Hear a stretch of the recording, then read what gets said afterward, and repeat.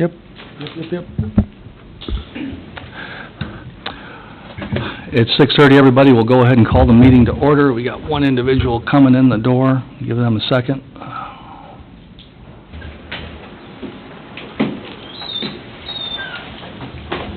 You'd be kind enough to sign in for us, sir. Thank you for everybody for coming this evening. First item on the agenda is review and approval of the minutes from the prior meeting. If anybody has any additions or corrections, if they'd be kind enough to share them. Otherwise, I would look for a motion to approve the minutes, please. Make a motion to approve. Have a motion to approve. Do I have a second? I'll second. Motion and a second. All in favor say aye. Aye. Those opposed? That will take care of our minutes. Two public hearings this evening. The first one is Buckingham Estates' second preliminary plat. All right, I'll just give a background of this one. So this item has been discussed a number of times already at Planning Commission. The first time was back in July when we held a public hearing to when we discussed the proposed minor subdivision for this property. It was to consider changing the orientation of the lot line separating the two lots so that the line runs more east-west instead of north-south. Since that happened, the applicant's surveyor has determined that the lots were vacated sometime in the late 1800s, and so because that happened, we're not able to use the minor subdivision to satisfy that lot change. So this consideration for tonight is a preliminary plat submittal. So I'll just show the preliminary plat exhibit up here on the screen. You can see pretty much exactly the same as the survey was that we saw during the minor subdivision request. You can see the two existing structures that are proposed to be demolished and will need to be demolished in order for this development to move forward. Let's see, that was the survey that was submitted. The letter, and then these are some exhibits shown up on the TV screens what the property will look like once it's been developed. So that's all of that. And let's see, in August we held a public hearing for a conditional use permit, and that is required per the code in order to construct a 2-unit attached single-family dwelling within this zoning district.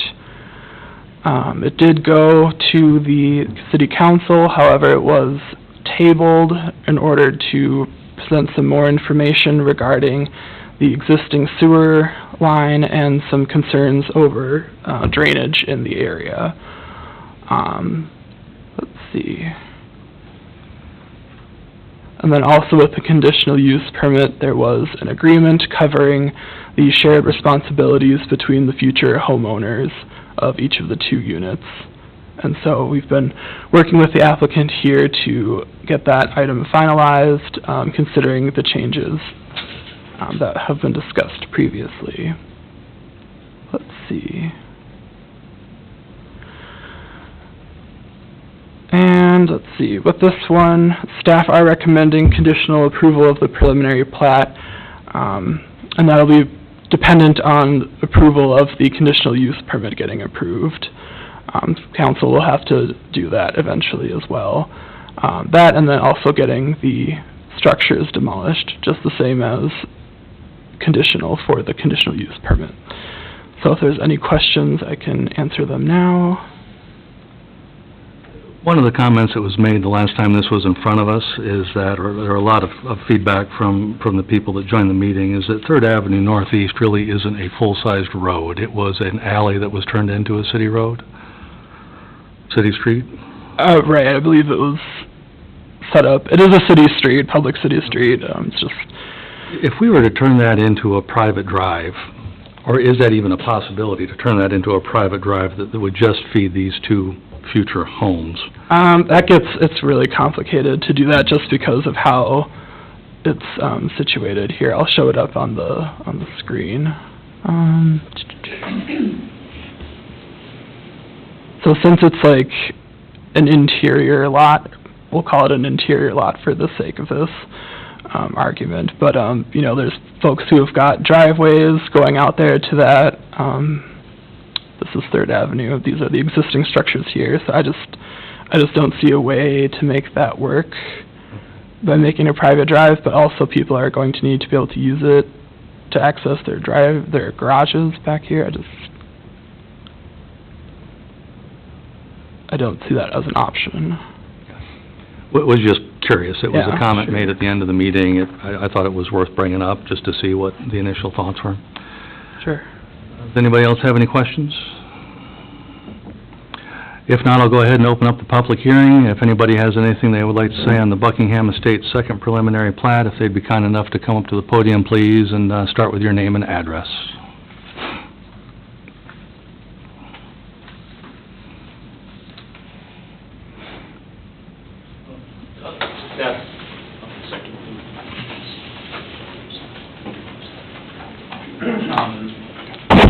Rob Thompson.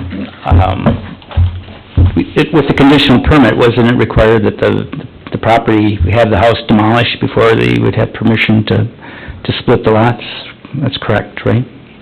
Yeah, I believe that's what Ian just articulated. That was the portion of the conditional permit, and the house is obviously still there. I mean, so, is there a timeline? I haven't even got it approved yet. Yeah. Well, you can't get it approved though until you knock the house down. Until I get permission to do what I'm gonna do. That was not my understanding, but my hearing aids weren't working with the last meeting. Yeah. So, Okay, well, John, can you hear me? I can hear you now. Thank you, sir. Since the house has to come down before they can validate changing the lots, don't you have to No. make that So, commitment before? if I can interject here. Yeah, With the conditional use permits, it's pretty often where the city can approve the conditional use permit, and then there are things that the applicant has to satisfy, you know, after the fact. sure. And then there are controls built into that as well. So, for example, Mr. Buckingham would have to apply for a building permit in order to construct the new structures, or in fact, to demolish the existing Oh, structures. even to demolish the old one? Right, yeah, that's typically how it's done. So, if the city didn't have that approved, then I wouldn't probably issue a building permit in that case. So are you gonna apply for a building permit to demolish the old one? I'm confused. This process seems a little awkward, right? I mean, it's conditional that the house has to come down before you can divide the lots, and you have to have the 2 lots before you can have the new property building permit, but he needs a building permit to knock the old one down? Right, so... Have you applied for that, sir? I haven't even got the No. split approved yet. No, but you can't get the split approved until the house is down. Well, that's news. No, that's what he just said, right? Not exactly. Okay, I'm sorry. Please clarify. I misunderstand. It So- seems very straightforward. The city can approve a conditional use permit, Check. and then after it gets approved, the applicant has to satisfy conditions afterwards. And it's not until all of the conditions are satisfied that the conditional use permit actually becomes, you know, active and valid. Okay. Yeah. So if the conditions aren't satisfied, he's not able to proceed with what he wants to do. Okay. So, So, going forward from here, the conditional use permit has to be approved, and this preliminary plat has to be approved. Once those happen, then Mr. Buckingham can apply for a building permit to demolish and construct the new buildings. seems out of sequence.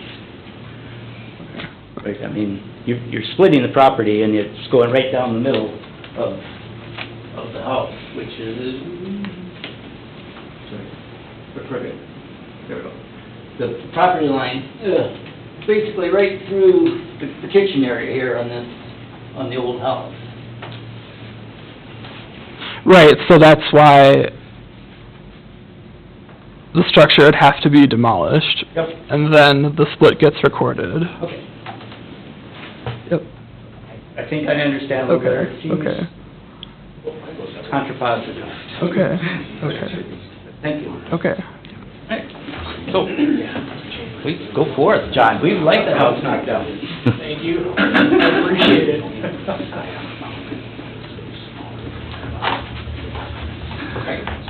Anyone else have anything they'd like to share? If not, I will go ahead and close the public hearing. Gentlemen, your thoughts? I mean, this is the same as last time with a different process. I don't see any changes here, so I'm good to go. Yeah, it's just approaching it with differently.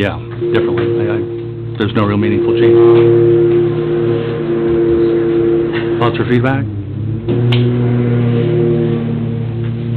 If nothing else, I'd look for a motion, please. I'll make the motion to recommend approval. We have a motion to approve. Do we have a second? I'll second. Motion and a second. All in favor, say aye. Aye. Those opposed? I'm abstaining. You are abstaining. Makes sense, sir. Thank you for doing so. That would be our recommendation to the city council, Linda. Next up is the Nori conditional use permit for fence revocation. All right. So, I mean, my memo is included in your packet. Just to summarize, the city used to require a conditional use permit process anytime someone wants to construct a fence on or within 3 feet of a property line. Mr. Nori applied for this permit during the time when that ordinance was effective. The city reviewed the request and ultimately conditionally approved Mr. Nori's permit on the condition that each of the neighbors, all 4 neighbors, sign off on an access agreement, which is the standard practice for the other conditional use permits for fences that were issued during that time period.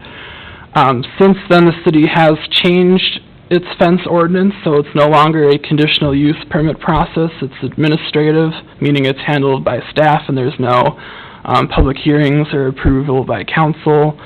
However, the access agreement piece is still a required element of that permitting process. The distance has been reduced from 3 feet down to 2 feet, and those are required up front before the permit can even be issued. But back to Mr. Nori's situation here, the city approved his conditional use permit with those conditions laid out. The draft agreements were sent out to each of the neighbors. Each of the neighbors had opposed the access agreements, had provided the city with writing stating that they wouldn't sign an access agreement. Per Mr. Nori's request, the access agreements were sent out regardless, and again, the neighbors stated that they wouldn't sign off on any access agreements. Mr. Nori was notified of that, and he was given the opportunity to appeal the city's condition. However, Mr. Nori did not initiate an appeals process at that time. Fast forward to July, Mr. Nori started constructing the fence, and it was observed being constructed within the 3-foot distance as specified by his conditional use permit. However, since no access agreements had been signed off, that puts Mr. Nori in violation of his conditional use permit quite clearly, because he's violating the condition that was stated in his conditional use permit. City responded by issuing 3 different letters, cease and desist, and 2 different notice to corrects, all of which were not followed by Mr. Nori, which is now prompting this process to officially revoke the conditional use permit that was issued a year ago. So by revoking this conditional use permit, it goes away, and Mr. Nori is still obligated to follow the city's current fence ordinance, which still, again, requires access agreements if any part of the fence is going to be constructed within 2 feet of a property line. If the fence is constructed at least 2 feet from the property lines, The access agreements are not required from the neighbors. So that is the alternative that is presented to Mr. Nori, and anyone else who can't obtain an access agreement, it simply just has to be constructed at least 2 feet from the property lines. Any questions? At one stage, we had set up conditional use permits where they fundamentally sunset if they haven't been acted on over a period of, I thought, 12 months. Is that still correct? So if we issued this conditional use permit in May of 2024, and he didn't act on it until July of 2025, wouldn't it have been basically sunsetted in May of 2025? Sorry. It was approved by council in July Okay. 24. Gotcha, and forgive me, that's, 24. gotcha. That would be my misunderstanding. So that 12 months is still in place. May was the application. May was the application. Thank you.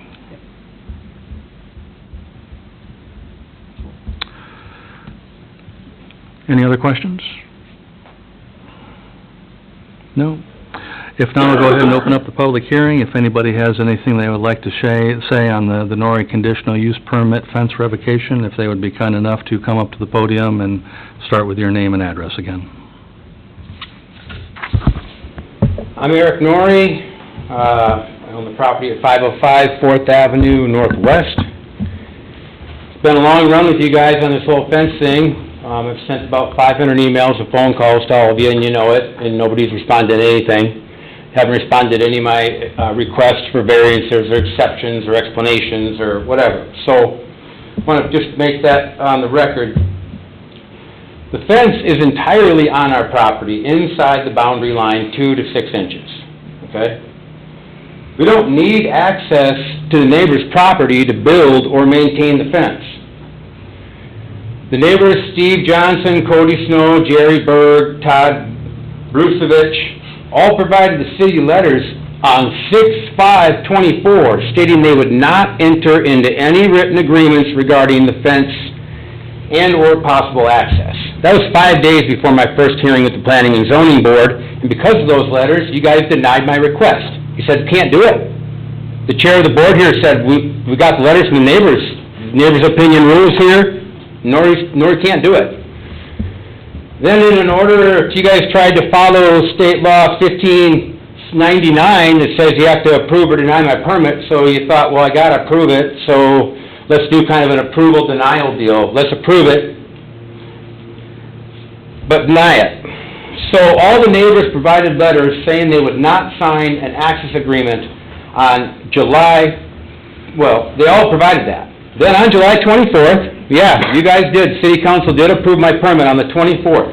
But at that city council meeting, Jerry Berg, this gentleman right here, and I hope he speaks tonight, our west neighbor, asked the council to place a condition on our building permit to stop us from building. Berg suggested that the resolution that was approved by this board, which would have been fine if it just wouldn't have been messed up by Jerry Berg, because then I could build the fence and get the agreements later like everybody else, and when we didn't get the agreements, the city didn't care because they'd never done anything to anybody in the past. We could have been fine, but Jerry stepped up and convinced this board, not this board, the city council, to commit fraud, basically. Let me go back. Berg suggested that the resolution should be worded where we could not build without his written agreement to an easement. Well, this is the guy that already provided you guys a letter back in June, saying he wasn't going to do it, along with all 4 of my other neighbors. Berg provided a letter to the city stating he would not sign an easement agreement before the permit was issued. And that's fine, you shouldn't. It's ridiculous. Why in the hell would Berg want to give me an easement agreement to go on his land? It's almost as if this fence permit requires me to go on my neighbor's land, period, and get an easement. Unnecessary. We built the fence across the back on Berg's property. He didn't get a blade of dirt on his grass. He was never trespassed. All of his worries that he put in his letter, not a one of them came to fruition. But yet, the city did it. The city approved my permit with a restriction that Berg suggested. That's fraud. Approved denial. This clause was only meant to stop me from building. And the city then kept our permit money. Okay, that was $535, by the way. We got scammed. We got ripped off by the city. We never agreed to get our neighbors to agree to an easement for access we don't need, we don't want, and they refused to grant. We didn't agree to do that. How in the hell could we have agreed to do that? Plus, we never agreed or acknowledged to the wacky rules that you put in this resolution saying that I had to get their permission, because guess what? How could we? They gave letters, all my neighbors contacted you multiple times, said there's no way in hell they're gonna do it. How could we have agreed to that? We didn't agree to that. Anytime you guys have used a CUP on a business, you have had the business owner acknowledge and agree to the terms, because they're unique. They're drawn up by your lawyer, and they're agreed to by the city before the city takes your money. Okay, that's how it's normally done. The city charged us $235 to prepare an easement access agreement, mail it to the neighbors, and try to convince them to sign it. I don't know who could convince anybody to sign something like that. I know Ian tried really hard, but I couldn't do what Ian tried to do, and I couldn't hire my own attorney to draft an agreement, try to work it out with 4 other people that don't want to do it. That's kind of a fruitless $10,000 bill. Extremely unreasonable condition. Now the city has stopped their contractor with threats of litigation, called the police on us several times, and had the chief of police talk to me numerous times trying to get me to stop building the fence. One of his officers came back with a cease and desist letter telling me that city has gotten a complaint that I've started a fence, and I didn't get their permission. And I could go to jail. There could be criminal charges and a civil lawsuit if I don't stop. I've got all this stuff, you guys. The neighbors gave the letters back 5 days before the June meeting, 6 weeks before city council approved what the neighbors said they absolutely would not do. Put in, or as a requirement, that I do what the neighbors said they won't do. So, basically, at this point, it goes to the next step. I kept asking the city, hey, you guys if you think there's something wrong with my permit, stop calling the police on me, stop sending cease and desist letters, stop with all the threats, stop telling people that I'm a criminal in town, and all this badmouth shit about us. And have this public hearing and attempt to revoke my CUP, and you guys can talk about this. I want you all to talk about, did we commit fraud? I want all of you to give an opinion tonight, all of you. Because I demanded that this hearing take place. So last month I came to the meeting and I asked this chair of the board, I said, you got to address this. This issue is your responsibility. It's not the police department's responsibility. It's not Attorney Left's responsibility to harass me with the police and send cease and desist letters. So you know what she did? She filed a lawsuit against me in district court, okay, on the 27th. This is a real lawsuit. Taxpayers' money being used for a purpose that only benefits my 4 neighbors. I went around and talked to all my neighbors. You know what they said? We don't care where the fence is. But I said, so it doesn't benefit you where the fence is? No. I said, does it benefit you if the city sues me to make me move my fence? And they said, no, we don't benefit at all. Who benefits? 4 people, my neighbors. Set my fence back 3 feet so they can have my property. I mean, I've already had problems with these neighbors that go on and on and on. So, civil lawsuit filed. Now you guys are considering revoking my permit. Okay, well, there's a civil lawsuit going on. You guys have a conversation about this? Your attorney should do all the talking. Nobody should say a word because we're in litigation. I shouldn't have to come up here and do this right now. I'm being sued. How do you do both? Laughing, and you guys can have a chance to talk in a minute. Chuckle, chuckle. Okay, so we ask you tonight to recommend to City Council that you not revoke our permit. Okay, so one of you's got to be smart enough not to take this into litigation because of the fact that we never agreed to something that we couldn't agree to and it's fraud. 2, not require our neighbors to give us permission to build a fence as a condition of our permit. Not require an easement agreement for access as a condition of my permit. I don't want to go on my neighbor's property. They don't want us to. We already built the fence across the back. We don't need to. I want you to drop the lawsuit. Okay, case number 20CB25622. look it up, it's filed. Your money's getting spent on this right now without the city council approving of it, and they're supposed to. Last month, they went into private session to talk about it and came out and said, Zippo. So in addition to that, tell our contractor he can come back and finish the fence. That's what I want you to make the recommendation to city council. Appeal. You guys never gave me an opportunity to appeal. Appeal what? So far, I've not met the conditions of my CUP, so therefore my CUP is not even valid. So you're trying to revoke something that isn't even, it's never been granted. Revoke what? Think about that, guys. Ian just got done saying if you don't meet the conditions of the CUP is not valid. So I don't have a valid CUP, yet you're here tonight to talk about revoking it. There's some real issues with how you guys use CUPs around here. And that's your recommendation, Les. You're telling them how to do it. That's you tell these guys how to do it. Own up to it. You told them to do these things. So at the end of the day, I want you to provide me an appeal process, which is in your code. If you guys decide to deny my permit or take it away or whatever you think you're going to do tonight, the law requires you on a CUP to provide me the appeal process. And I'm damn well going to appeal it. With that being said, with some other people here, citizens of Casson, that have an interest in this, please come up and give your opinion on if we should all get in a lawsuit over this, where my fence goes and who benefits if it's 3 inches off the property line or 30 inches off the property line. How that affects every one of you. How you all benefit from that. So please come on up.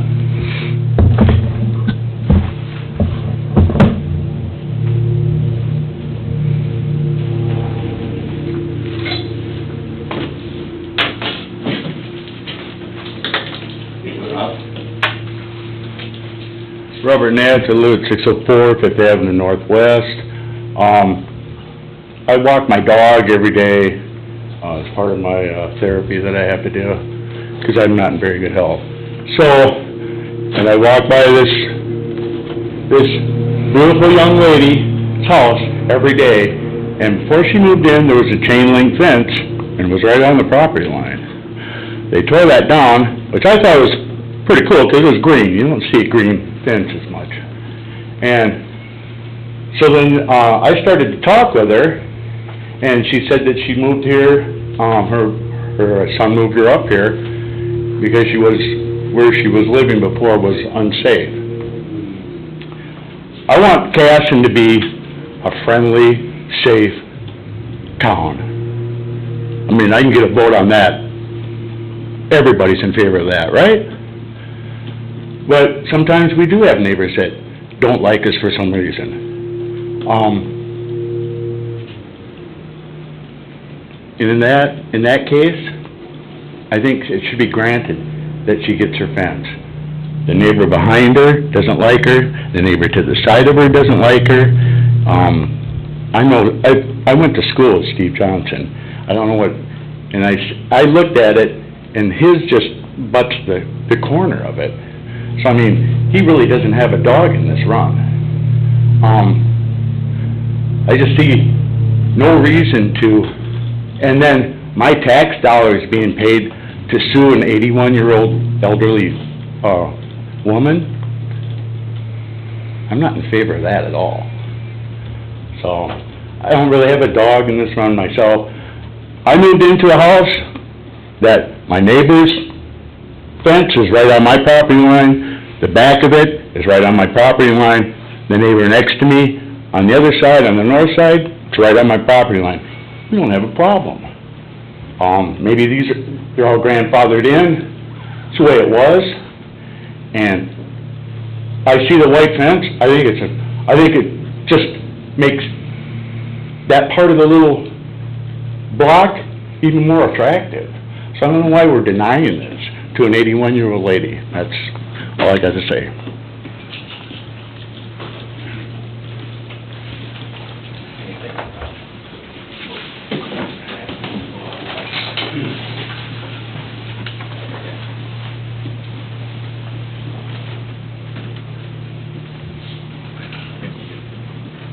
Good evening, my name is Mike Nori.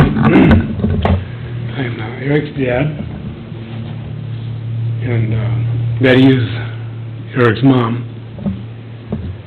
I'm here tonight because I was included in this thing, not by name, but I was included in it, and you all know what this is, right? Cease and desist, or all hell's gonna break loose. And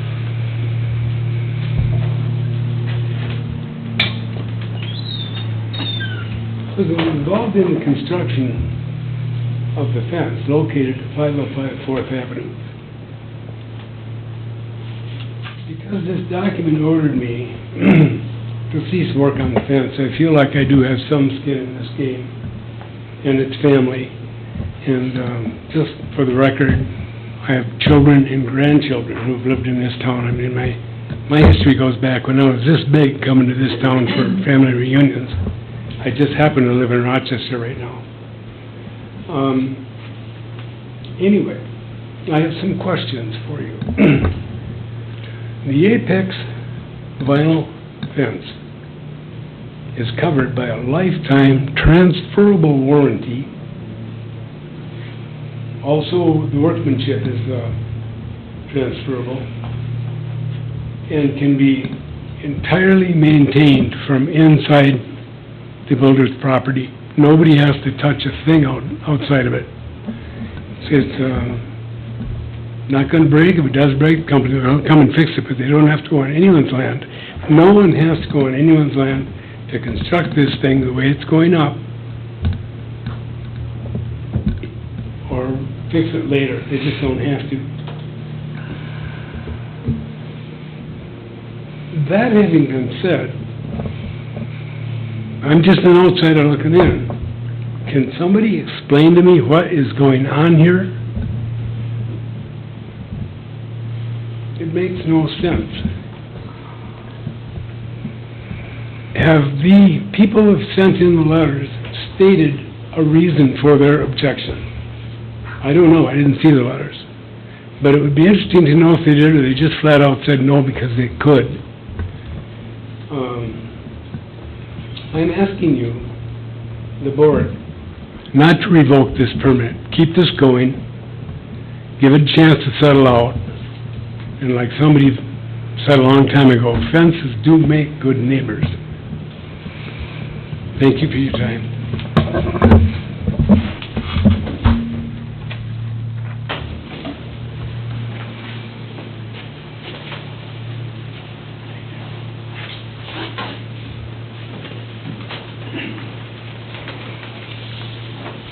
My name is Elaine Coulter, 601 4th Avenue Northwest. I really don't have a dog in the fight, but my personal experience is there is a fence on the back of my property that's on the lot line that was put up while I was in Florida without my knowledge. The people that put up the chain link fence do not come and take care of their property, their fence on my side of the property. Their weeds grow through the property fence. They don't come over, take care of the weeds. I have to maintain it all. Just three months ago, when the storms came through, the city trucks had to come through all the way from the front of my property to the back of my property to take care of their the big booms truck had to come and ruin all the way from my front of the property to the back. Twice they had to come through. The city was supposed to take care of it all. Not really. They tried, but it never was taken care of properly. They tried to put in seeding and all that. That wasn't taken care of properly. I had to take a big roller and try to smooth out what the trucks had ruined. That didn't take care of it either. But so really, you run into problems. When fences go up, you run into problems. They wouldn't, then the city said, oh, we can't ask the neighbors to take down their fence to get into their property to do what we have to do. We have to come through your property. So you do run into problems when big fences go up. And I don't understand why you have to put the property or the fence way out to the edge of the property. If you wanted a lot bigger than what you're gonna have, why don't you buy a property with a bigger lot? Why do you have to encroach onto the neighbor's lot? You're encroaching way out as far as you can go.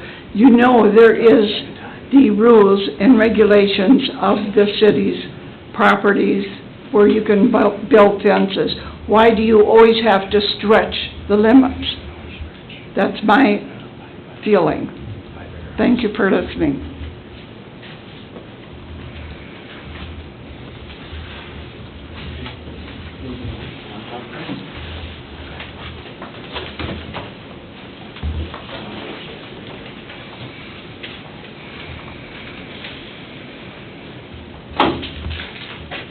My name is Betty Nori. I live at 505 4th Avenue Northwest, Casson. Putting the fence up is for my safety, my privacy. Please do not revoke the fence permit. Make an exception to the neighbor agreement. Really, all of this for a fence that is inside the property line, our own property. Thank you.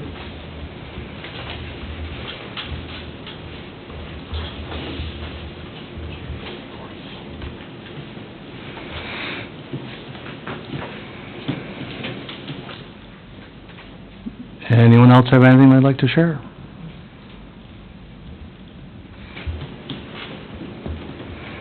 If not, I'll go ahead and close the public hearing.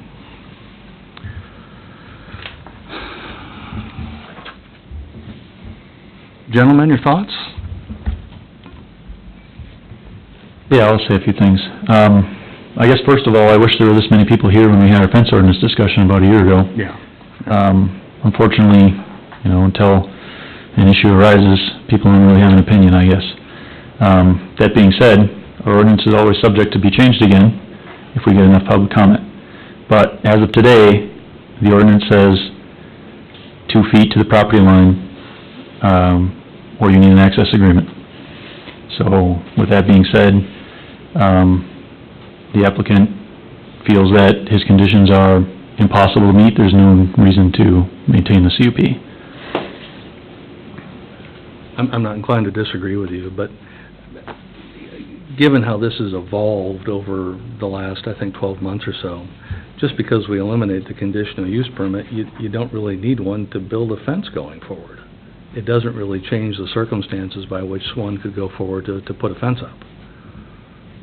Meet the requirements, build your fence. I mean, I guess... You guys can speak up a little bit or get closer to the mic. Forgive me, sir. The way things have evolved, you don't need a conditional use permit to build a fence anymore. We've tried to simplify this down. We thought the whole conditional use permit process was burdensome to the entire process of getting a fence up. So I have no problem revoking it because I don't really think it changes the path forward for anybody putting up a fence. I mean, have I missed something? Am I wrong anywhere? I don't think so. Okay. I don't think I'm wrong. But. Any other thoughts? Any other comments? If not, I look for a motion, please. I'll make the motion to recommend revoking the CUP. We have a motion. Do we have a second? I'll second it. Nobody else wants to second it? We have a motion and a second. All in favor, say aye. Aye. Those opposed? That would be our recommendation to the City Council on the conditional use permit for Mr. Nori. Last item on the agenda, Highway 57 Business Park Preliminary Plat. All right, so this item we did discuss at the previous Planning Commission meeting. However, at that time, the application was considered incomplete. and so there was no recommendation from the Planning Commission at that time. However, since then, the applicant's engineering folks have completed the application, they've submitted the items that have been missing. Our engineer has had a chance to review the items that were submitted and has responded to the applicant with all of the items needing to be addressed.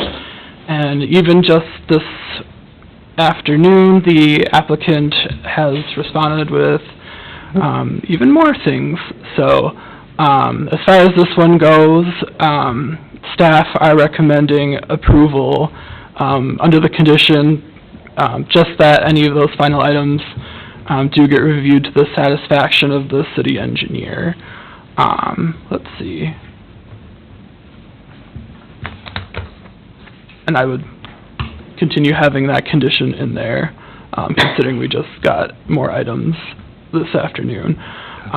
But just to bring it up again, this is for Mr. Ron Carlson's property, right in front of the old Shopco building, off of Highway 57. It's the existing Fernbrook Family Center, and then Mr. Carlson ultimately wants to construct a second office building right there next to the first one. So the plats that have been submitted allow the creation of two different lots. There's already two lots there right now.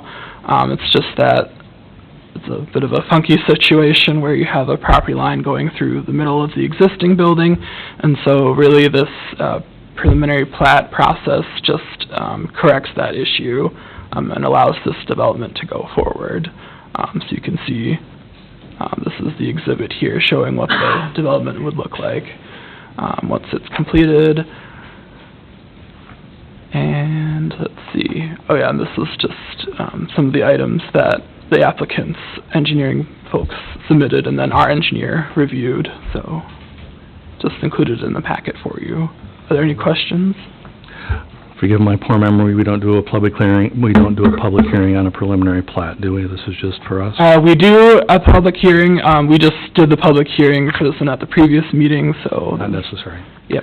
Thank you, sir, for correcting me. So at this stage in the game, is it just review and approval on this side of the table? That's right, yep. Thank you. And then it would go to council on Wednesday, along with the final plat. Any questions, gentlemen? Any thoughts, any comments? I mean, it looks pretty good by me. This is kind of the natural evolution of that chunk of land, so it's... We discussed this last time, and basically we're just waiting on the things that, the documentation that Ian wanted, so I'm okay going forward with this. Any thoughts? No? If not, I would look for a motion, please. I'll make that motion. Motion to approve the preliminary plat? Yes, sir. We have a motion to approve. Do we have a second? I'll second it. Motion and a second. All in favor, say aye. Aye. Those opposed? That'd be our final recommendation for the evening. Is there any other business anyone would like to discuss? If not, I'll adjourn the meeting. Thank you, everyone, for coming.